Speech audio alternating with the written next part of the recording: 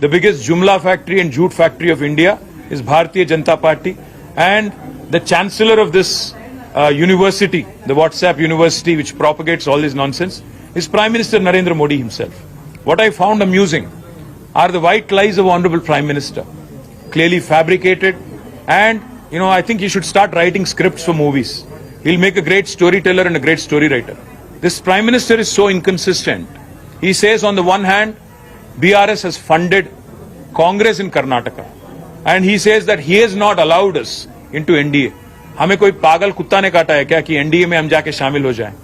आज पूरे के पूरे पार्टी आपको एनडीए को छोड़ के बाहर जा रहे हैं। आपको अगर आप देखेंगे, शिवसेना छोड़ के गई, आपको जनता दल यू आपको छोड़ के गई है, तेलुगु देशम आपको छोड़ के गई है, शिरोमणि अकाली दल आपको छोड़ के गई है। साथ है कौन आपके? सीबीआई, ईडी, आईटी, इनके अलावा है कौन आपके एनडीए में? आज प्राइम मिनिस्टर ये मानते हैं अपने आप को कि वो बहुत क्लीन आदमी है और बाकी पूरा दुनिया करप्ट है। प्राइम मिनिस्टर को मैं याद दिलाना चाहता हूं, क्या हो गया हिमंत बिस्वा शर्मा पे जो केस था, आपके पार्टी में शामिल हो गए, केस गायब। हमारे यहां के जो एमपी हैं, सीएम रमेश और सुजना चौधरी, उन पे आरोप लगाए, केस भी लगाए, ईडी, सीबीआई, आईटी। क्या हो गया केसों का? नारायण राणे पे केस क्या हो गया? ज्योतिरादित्य पे, सिंधिया पे जो केस थे, आपके साथ शामिल होने के बाद क्या हो गया? और आप जब बात करते हो प्राइम मिनिस्टर साहब कि फैमिली पॉलिटिक्स, डायनेस्टी, मैं आपसे पूछना चाहता हूं, है कौन अनुराग ठाकुर? धुमाल के बेटे नहीं है? ज्योतिरादित्य सिंधिया कौन है? माधवराव जी के बेटे नहीं है क्या? है कौन जय शाह? कोई क्रिकेटर है? कोई बहुत बड़े कोच हैं? कौन है जय शाह? क्या आपने उनको बीसीसीआई के जनरल सेक्रेटरी बना दिया? आप जब बात करते हो प्रधानमंत्री जी, सोच के संभल के करना, क्योंकि केसीआर फाइटर है, वो चीटर के साथ काम नहीं करते। केसीआर जी कभी भी जिंदगी में आप जैसे लीडरों के साथ, आप जैसे पार्टियों के साथ कोई समझौता नहीं करेंगे। हम पूरे विश्वास के साथ ये कहते हैं, हम कोई दिल्ली के गुलाम नहीं है, हम गुजरात के गुलाम नहीं है, दिल्ली के गुलाम नहीं है। हम तेलंगाना जनता के आशीर्वाद से आज तेलंगाना में 2 बार चुने गए, डेमोक्रेटिकली इलेक्टेड गवर्नमेंट हमारी है। अगर आपको लगता है कि आपके डराने से, आपके चिल्लाने से, आपका गला फाड़ फाड़ के बोलने से लोग यहां पे बहक जाएंगे और एक बहकावे में आएंगे, तो आपकी नादानी है।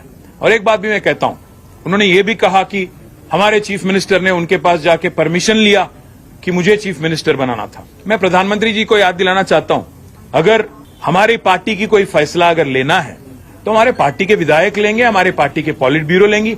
आपसे नो ऑब्जेक्शन सर्टिफिकेट लेने की क्या नौबत आ पड़ी है? हमें कोई फर्क नहीं पड़ता कि मोदी या बीजेपी क्या मानती है, क्या किसको देखना चाहती है। यहां पे तेलंगाना जनता आज केसीआर जी को तीसरी बार मुख्यमंत्री बनाने के लिए, चुनने के लिए तैयार है।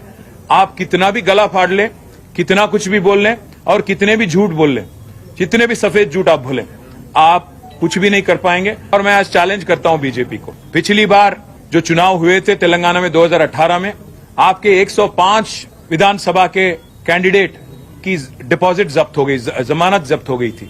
मैं चैलेंज करता हूं, अगर दम है बीजेपी में, नड्डा में, अमित शाह में, नरेंद्र मोदी में और जितने भी और लीडर हैं, आइए, tourist sir welcome to Telangana, हमें कोई इतराज नहीं। आप आइए, गला फाड़ फाड़ के बोलिए, तेलंगाना जनता को समझाइए कि किया क्या आपने तेलंगाना के लिए पिछले 9 साल में, और कोई अगर वोट देना भी चाहे तो क्यों दें आपको।